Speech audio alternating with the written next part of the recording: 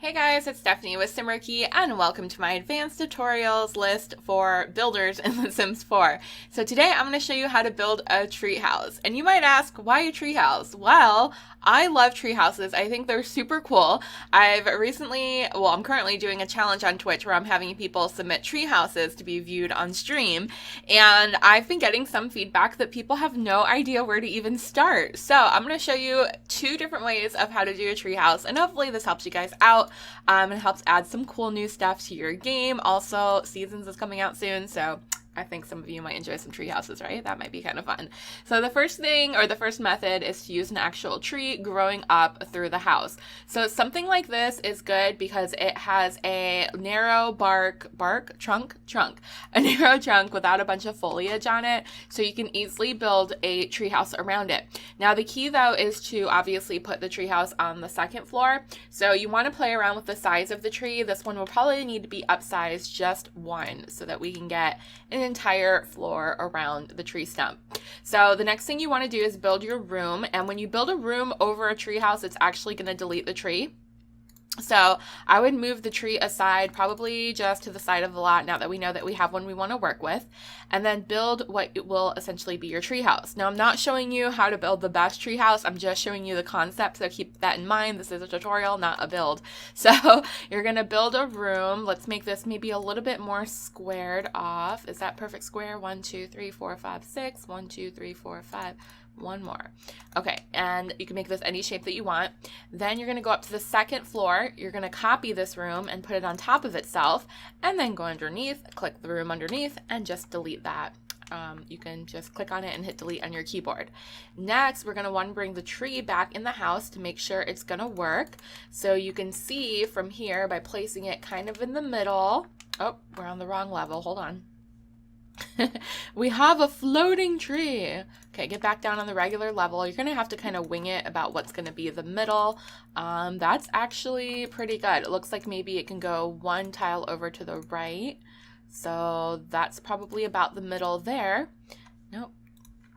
Very close. You definitely got to play around with it to get it perfect. Okay, so there we go. There is the tree in the middle of the house. Now, obviously, that tree is going to be annoying when you're trying to build.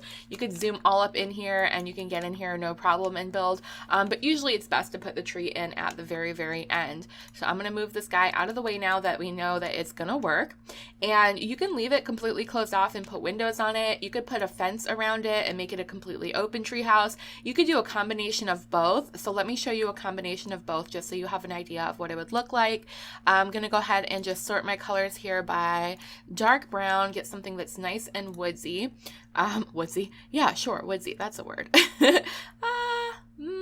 Something that looks like it was built out of actual trees. You know what? This can work. This is the cat and dog fence. I think this one's fine. So I'm going to put this all the way around, and then I'm going to build a room on the inside. So we'll put a little room in here, and then we can put windows. Actually, let's do the wallpaper first because there's some really cool wallpaper that looks like trees. The best one that I love is from the spooky pack, the spooky stuff. But if you don't have that, you can use any of the wooden boards, or there is a base game one called, where is it? This one, the starboard. That's a good one too. It looks like it's just been kind of nailed together, but I'm going to use the spooky one for now. And then we can get some windows. So again, you can do anything you want. You could do open windows, but I'm going to look for something that kind of looks earthy. Actually, ooh, wow, that doesn't fit quite right, but that one from Jungle Adventure is super cool. Maybe these little ones, you know what? These little ones from Super Adventure, Jungle Adventure are good as well. So let's get these little windows on our tree house there.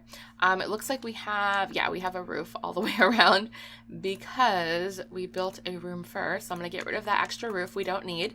And then you can do a lot of cool stuff on the top. You can put an actual roof, or what I like to do is use fencing. So I'm going to grab a fence, and there is one from the base game right here called the Smooth Keeper. This one works so well for any type of like roofing or trimming or doing trellises on top of homes. So I'm just going to kind of line it there. And then I'm going to get a floorboard. Again, I'm going to use the spooky stuff one just because I feel like it looks a lot like a tree. I feel like that brown or the dark black is absolutely perfect. So next thing we need is stairs, right? Because we've just got a floating room here. And you can put the stairs anywhere you want. I'll go ahead and put mine in the back. So we're going to grab a set of stairs. Any set will do. I like the ones from Get to Work because they almost look like a ladder instead of a staircase just because of the way that they're shaped. So I'm going to go ahead and stick those right there. And then we're going to need a door into our tree house. So my camera's going all crazy, of course. This one from, what is this, movie hangout stuff, I think? Backyard movie something? I don't know my pags. This also looks very cute, kind of like it was carved out of wood. So I'm going to put that one there. And then you see how we have sort of this white line. This is more of building than tree houses, but you see how there's this white border around the tree house. We actually want to cover that up. So I'm going to get a flat square and place that on top. And what that does, it makes it think there is a room on top. Was that just the right size? I think that was just the right size. Let's test this out and then we'll put our fence back. But then we could go into our exterior trim and pick one of these. Yep, I'm going to pick a thinner one. That one works good though. Put a trim like that so it doesn't look so weird. And then I can copy and put my flooring back up here. Whoops. There we go. And I'm going to put my fence back. Okay, so now that we have the basic layout, oh, we need flooring down here too. And you can use that trim, that exterior trim trick on the bottom half as well. So let's go back and get the same trim that we just got in that dark brown, and we're going to put it down there. And again, that just covers up the white edges. Covers up the white edges. So now we still have a floating tree house, right? You imagine that the tree is holding it up when the tree is there, that it's built around the tree, but you can also put columns if you want to just make it look sort of like it's being holstered up by something. The columns aren't necessary. Sometimes I do them, sometimes I don't. It usually depends on the type of tree that I do, but I think these will work nicely here. Let's just get 4, 1 on each corner. And I go in a little bit because if it's directly on the corner, then you get like the weird glitching where the column kind of sticks out a bit through the trim, which I'm not a huge fan of. So I'm going to get that to go in. There we go, in one square. And then I'm not sure if we can fit one here. The stairs might be in the way.